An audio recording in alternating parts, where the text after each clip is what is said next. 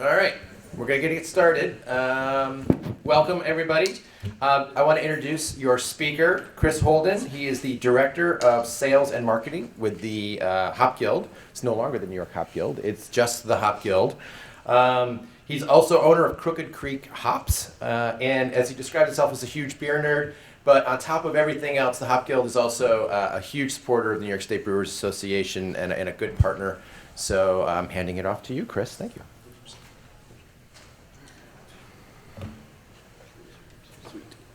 All right.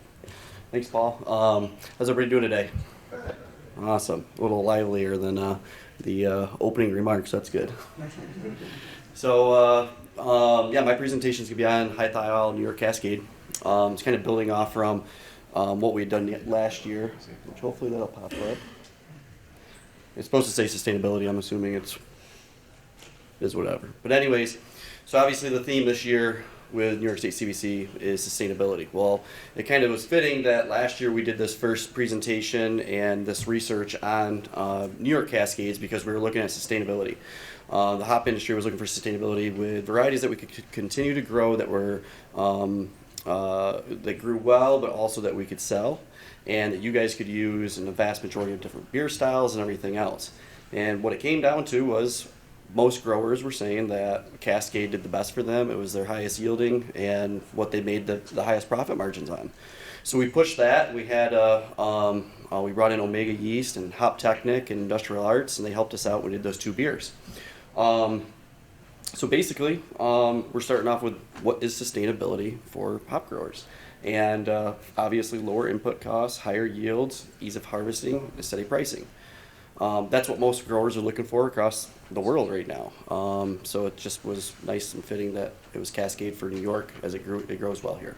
So I guess my question is, from the brewer standpoint, what's your guys's, what's sustainability? What does it mean to you guys?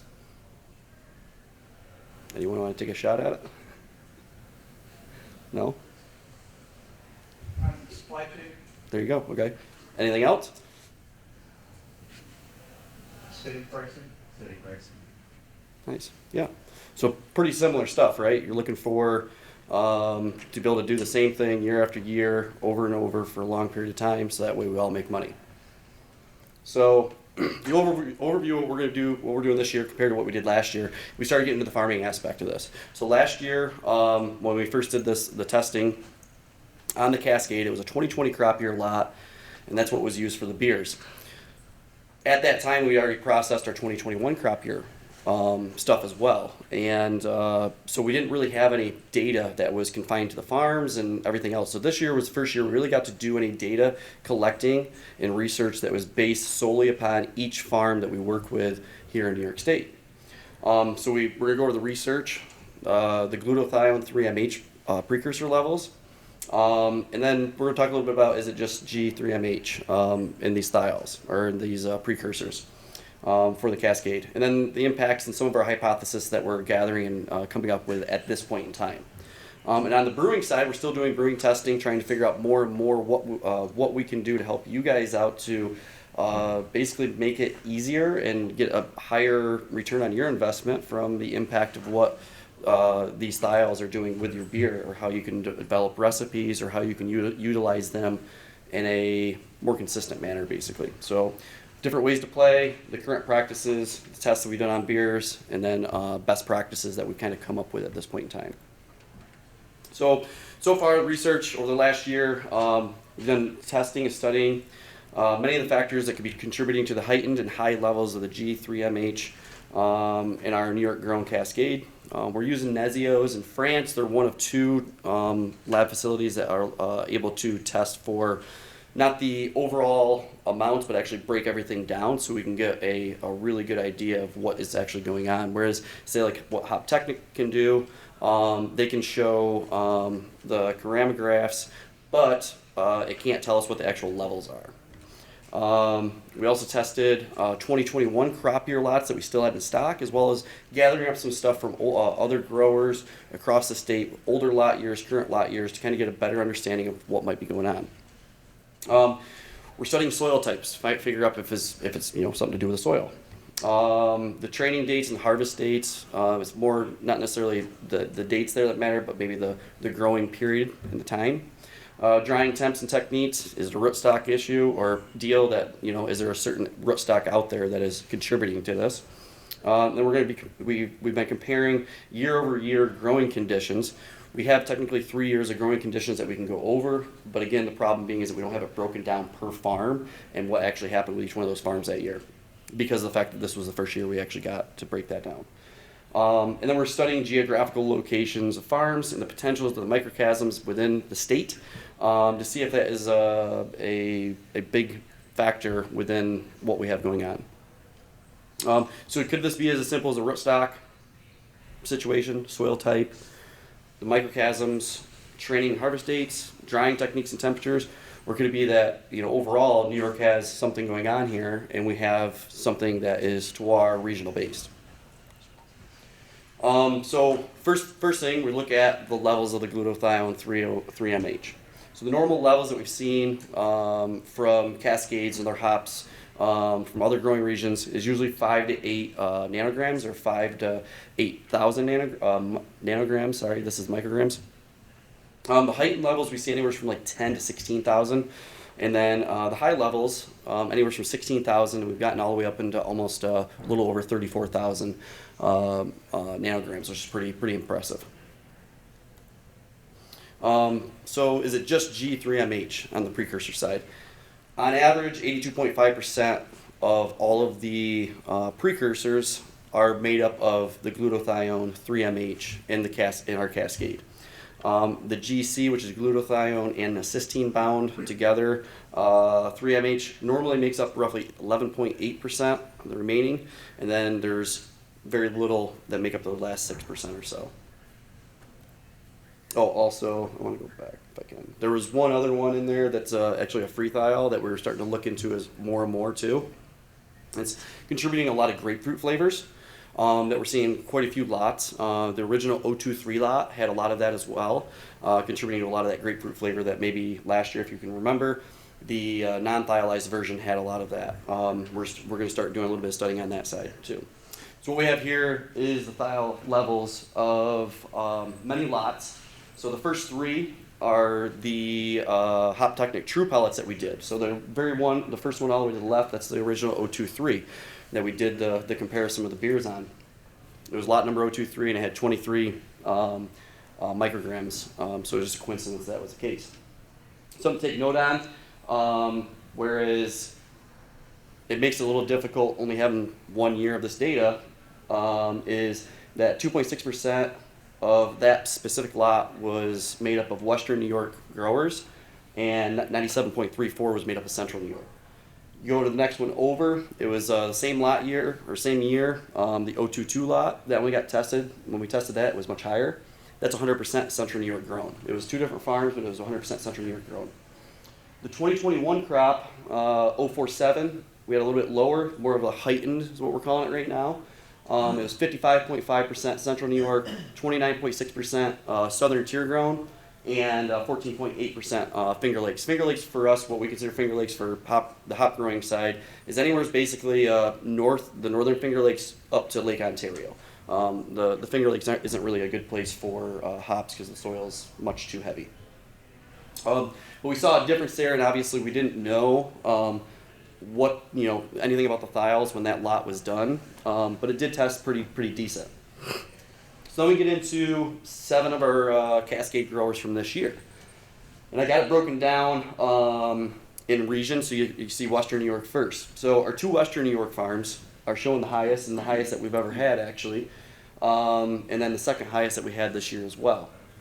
Farm number 7 in the middle, that's a Southern Tier farm, and then our 2 Finger Lakes growers, we had one that's technically basically normal. There's nothing heightened there at all, whereas the other one has a heightened amount. And then the last 2, these are Central New York growers, so you see kind of the difference there with these being heavily Central New York, and over here it's not. So we'll talk about that here in a little bit. Where there could be some different contributing factors. But overall, everything that we have tested thus far, which is quite a bit, much more than what this is 86.7% of everything we've had tested is showing heightened or high levels of glutathione 3-MH. So the potential impacts, the rootstock. Out of all the Cascades grown, we are seeing no significant, to be honest, there's nothing there. It's every grower that has a similar rootstock or it came from the same source. There's some that have elevated and high levels, and there's some that were on that graph that they have a lower level. So we do not feel that it's a rootstock thing, which would make it really simple, but it's not. The training and harvest dates. So again, going back to that, I talked about the training and harvest dates, not necessarily the dates of when they were harvested, but the length in between. What we are seeing is there is a correlation with a certain amount of days that training to harvest that does show that elevated and higher levels. So we are going to keep track of that over the next couple of years. And we have seen if you're too far outside of that range, it does affect it. But also if we look back, that farm, we've had some of that stuff tested, and the timing is much different and it doesn't show elevated. So we are going to keep watching that. So we can't gather a hypothesis on that one yet. The microchasms or the terroir. Very few farms are in a similar or same microchasm in New York. We're very spread out all over the place. There is a couple guys in the southern tier, my farm and 2 others, and then the guys in the Finger Lakes are pretty close together that we are going to kind of consider them microchasm, even though they're probably 30 or 40 miles away. Growers that are in the same microchasms are planting Cascade this next year to see if it is based off from that, or we can make a hypothesis saying that it is more of a terroir based within the state. Drying time or temps and techniques. The drying temps are not showing to be a significant contributor to thiol levels, both high or low. We have growers anywhere from 105 to 135 degrees. And basically both the guys that are lower and higher on that the last page, they're high and low on temps when they're drying. So we are not thinking that that has anything to do with it, which makes sense because thiols being a sulfur component, they shouldn't really boil off that easily. The growing conditions. The growing conditions, we go back to 2020 all the way through last year's. We've had some interesting weather here in New York. 2020 was a phenomenal growing season, but it was a very late spring. 2021, we had all that rain. There was a couple of areas that didn't. And then 2022 was also a really good growing season, but it was pretty, I think everybody was within a drought situation. The cool thing there is hoping, we hope that over the next couple of years we kind of have these swings, but we don't know if it's necessarily the growing conditions as well as much as it is maybe the health of the plant and the growers maintaining that health throughout this, the growing season. But the growing conditions, I guess you could say, do affect that to a certain extent. Soil types. So this is the big one that we found a correlation. We think it's a true correlation. But the soil types do seem to play a larger role in the potentials of the thiol levels in the Cascade. We're seeing that some of the heavier soils in the state that have a good drainage, but they also have a high capacity for water storage, are basically all of the top ones that were on there all had there were similarities between their soils. So what's cool is this next year is we have 2 farms planting Cascade in a microchasm that are going to be on 2 completely different soil types. So we'll be able to kind of utilize that as for our testing for next year. So our hypothesis here, went over a little bit there. Rootstock, likely not. The training dates, again, we think it's not the timing of when it's done for the training and harvesting, but the length in between. The soil and the regional differences, we're seeing soil types from western New York all the way to central New York that have very similar soil structures or the exact same soil. And again, it comes down to what we think is the type of soil, its water holding capacity, and also it being good drainage soil.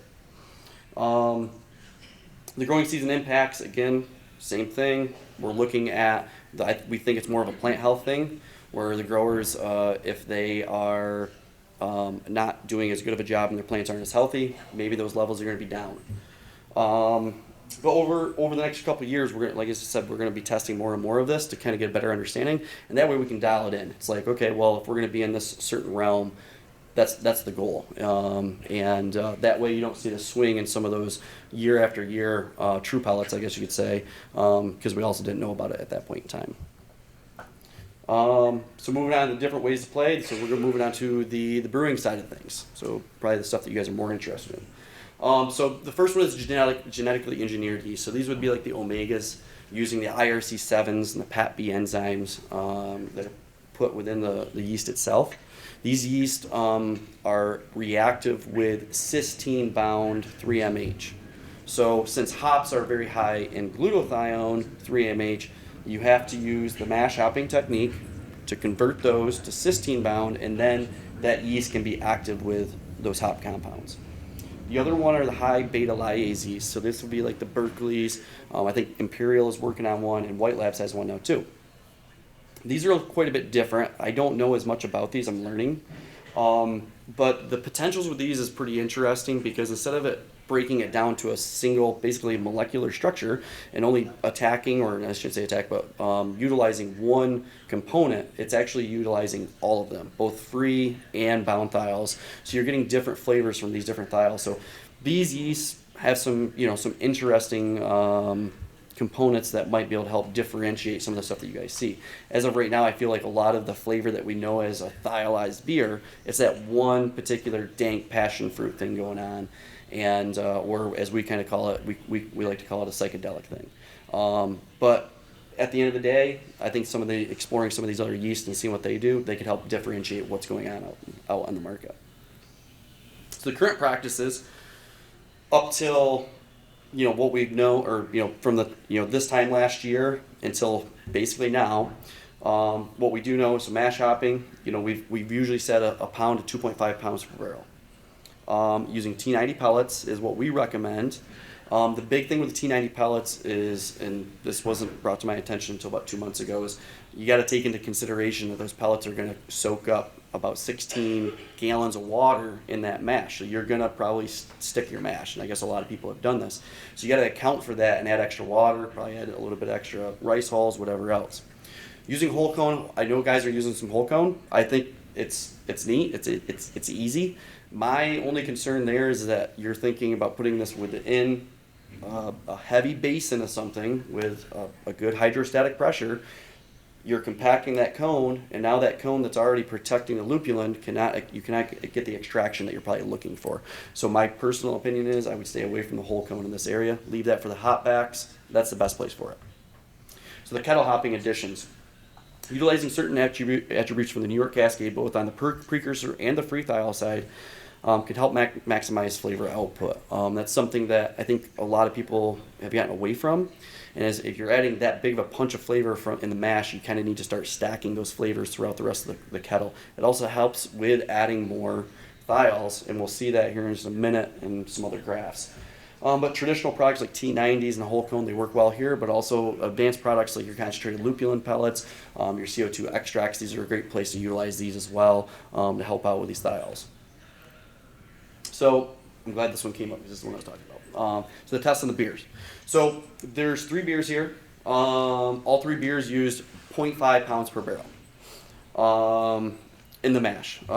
So what we are seeing is on the mash side, if you have a mash mixer, a mash and lauter tun, not a mash lauter tun, we are seeing that the potentials for higher extraction is actually better when you have less contact time.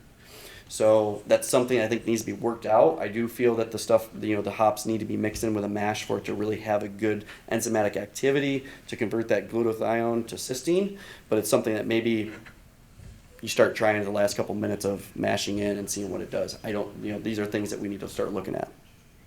So beer number 1 is 100% New York Cascade 023 T90 pellets. Throughout the boil and the dry hop, and it had whole cones in the hop back. And it was dry hopped with 4.5 pounds per barrel T90s. So that's the one all the way to your left. And as you can see, the amount of precursors that were in the wort, they're the second highest, but they really got elevated when you compare it to the beer. They were the ones that really, I think the yeast really helped out, and there was a lot of stacking in that recipe, basically, is what we saw. So we saw a better output. It was also the only one on here that was 100% New York Cascade. Beer number 2, this was a Cascade 023 in the mash.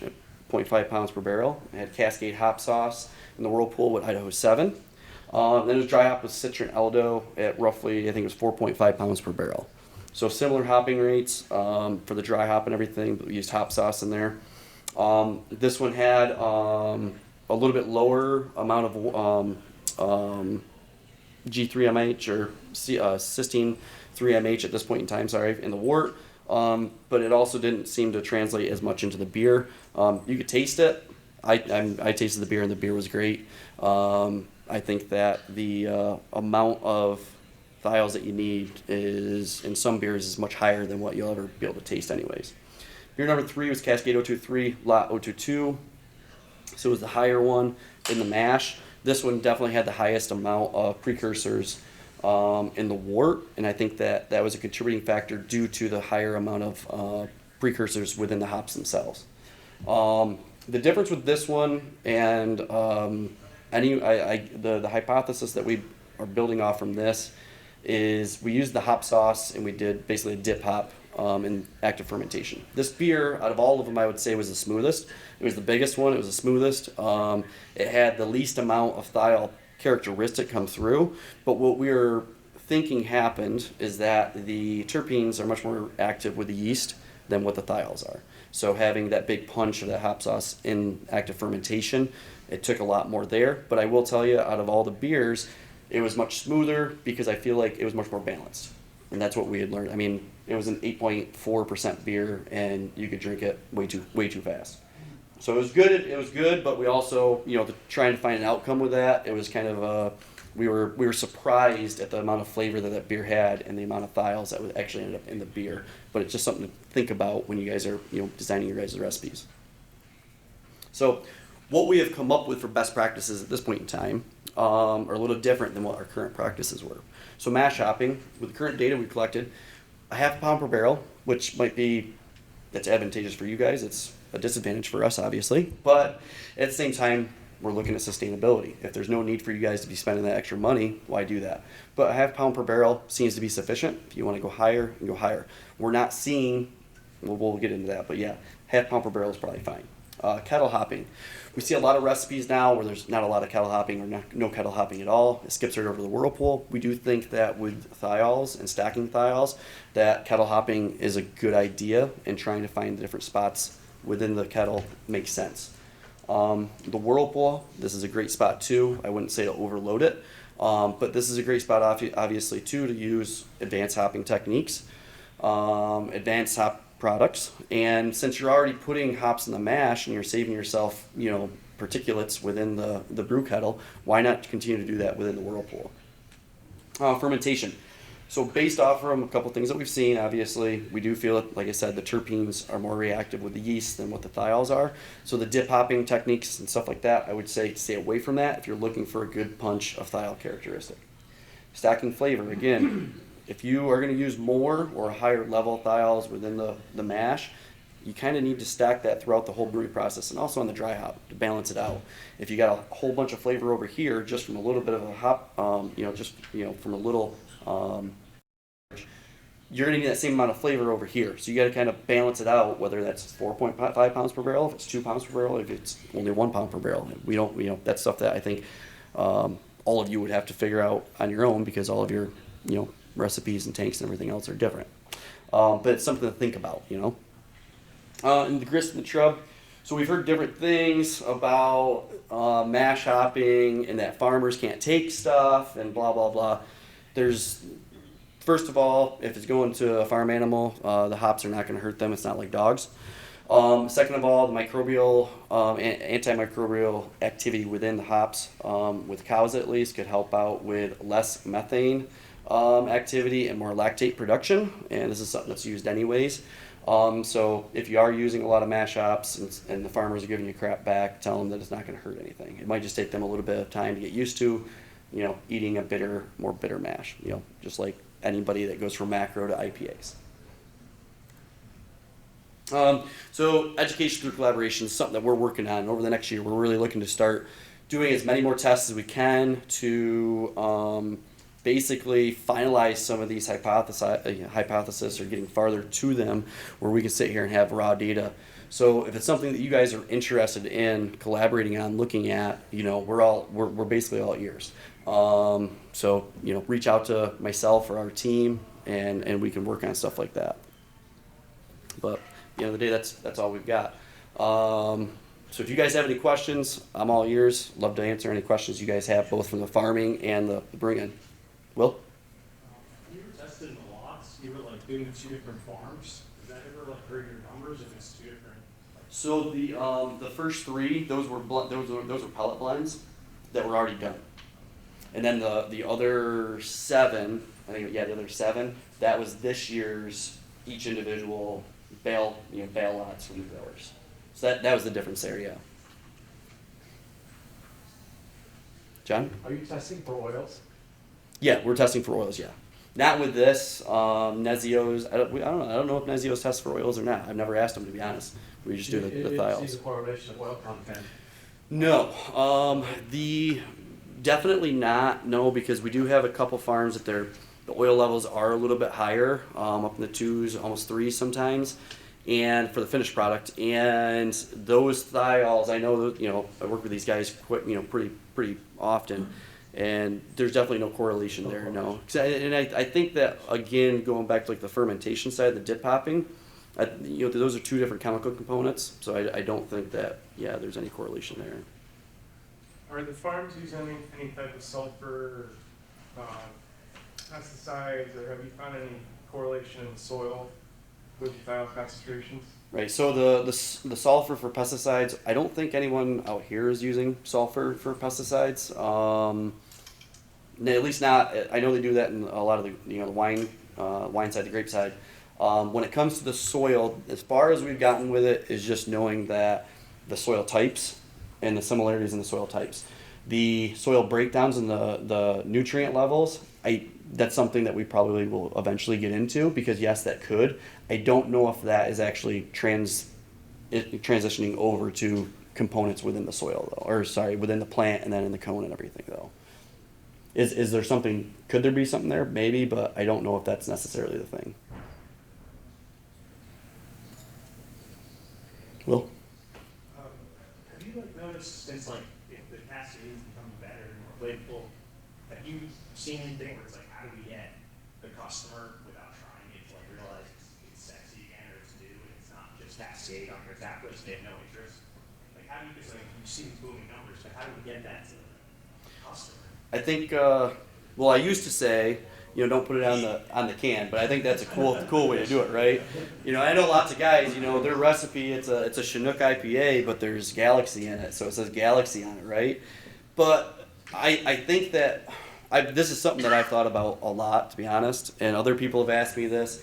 I think what it comes down to is, everybody, right? Everybody thinking about that and pushing it and utilizing that as a marketing strategy. And as the consumer sees it more and more and more, it becomes more of a thing. Think about Citra. I mean, the amount of money that goes into Citra for marketing, which is an amazing thing, the consumer sees that, right? And they see it on so much stuff. I think that it is more of a repetitive thing. And if it's correlated to a good beer, I mean, that's only a plus, right? So I think that it takes time. It takes time and money. It's all marketing, right? But.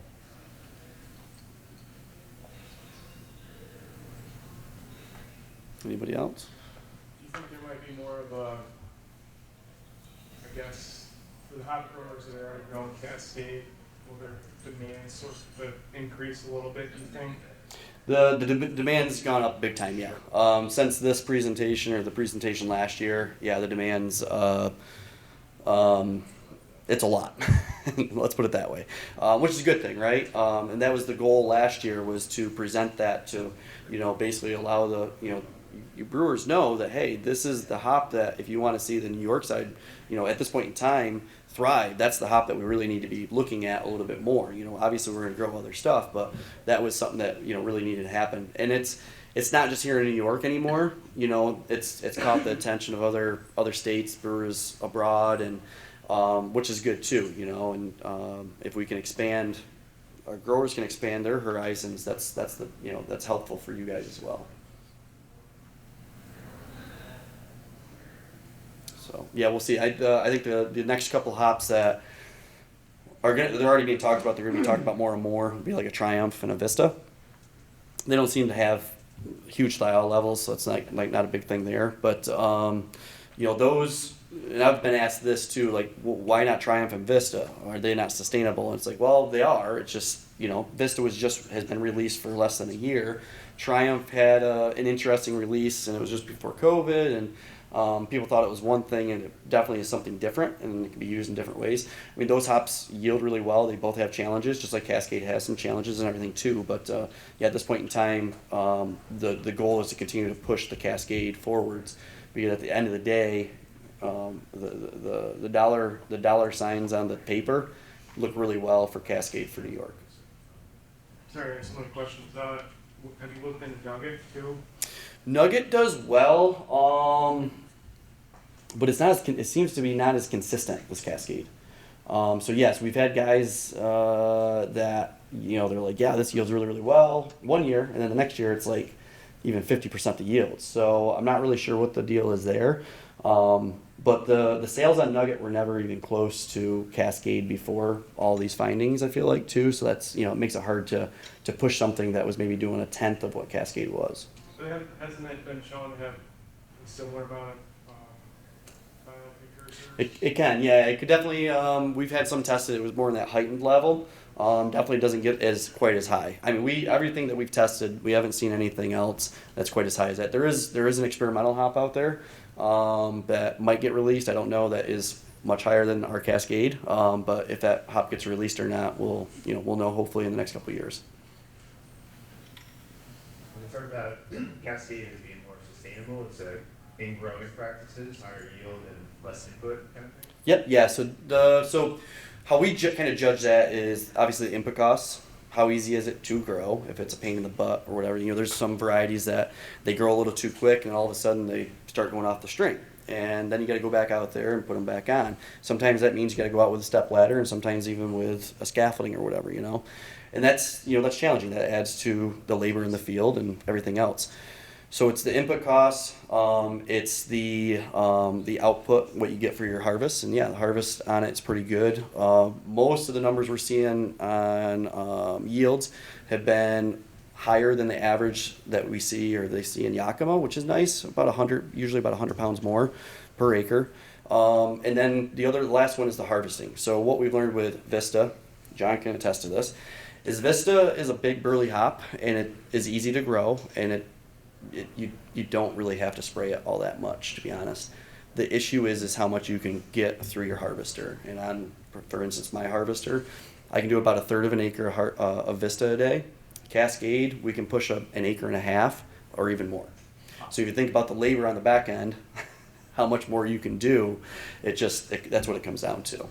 So those three big things are the contributing factors. And again, there's other hops that maybe you don't have to spray them as much, but the outcome isn't as good.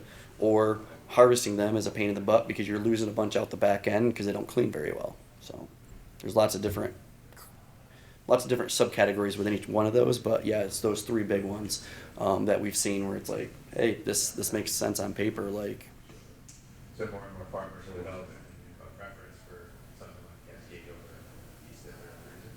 Yep, yeah, there's more and more Cascade. There's quite a bit more Cascade going in. I don't know if we're necessarily like super short. I would say that there's probably going to be a little bit of a shortage of it this year. We'll see where it ends up coming out to, but there is more acreage going in. It needs to.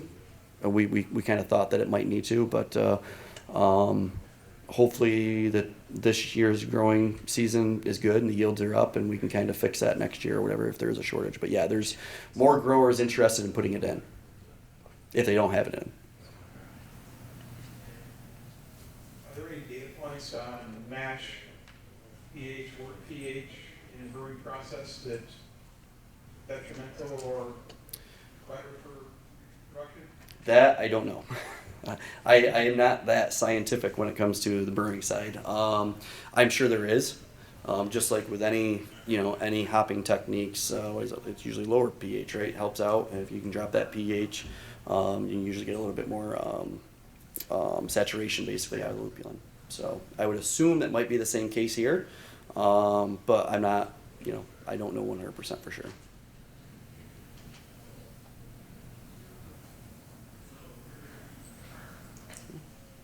Anything else? Good? Cool. So I got one question for all of the brewers here. Are you guys currently using thiols as a method to design recipes? No? Okay, interesting. I was in Maine a couple weeks ago, and there was a lot of hands that went up and said yes, they were.